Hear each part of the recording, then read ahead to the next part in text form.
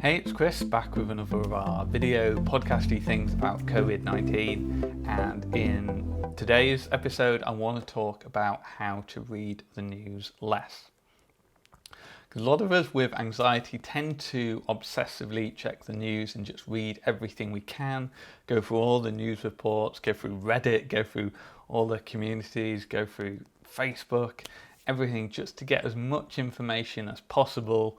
And we kind of know that it's not good for us, that it fuels that anxiety, but it's really hard not to, right? People just say, oh, read the news less, but how? Because it's just really difficult to stop ourselves. And so here I want to explore what's going on and look at some real practical implementable strategies to help us read the news a little less. So let's look at the theory of anxiety. Let's look at what's going on. And what's happening is that your lower brain is saying there is a threat here. You should be panicking. There's this disease. You need to keep yourself safe. And what happens is then the higher echelons of our brain go into problem solving mode. That's why we've got the higher brain functions. They can think abstractly. They can solve problems.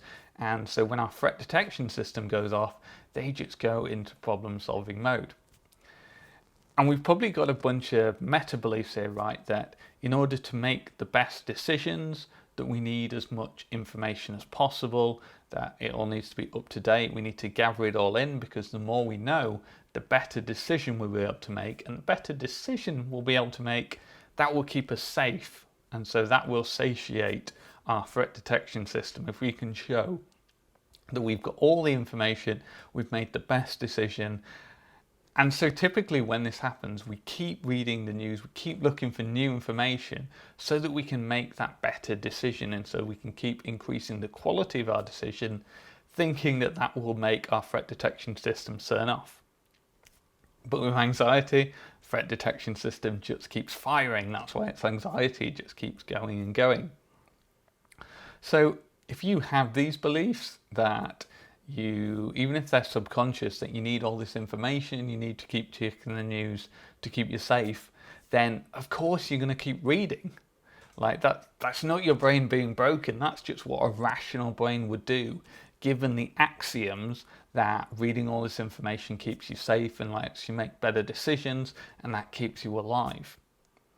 So instead of fighting this, instead of just trying to make you say, right, I'm just going to cut the news out and try and force yourself to do this, because that's going to be really hard when your threat detection system is firing and telling you that you need to read the news to stay alive. What we want to do is we want to collude a little with the anxiety, and we want to say, okay, I have this subconscious belief that I do need to read the news so that I can stay informed, and it is good to stay informed with the latest government advice.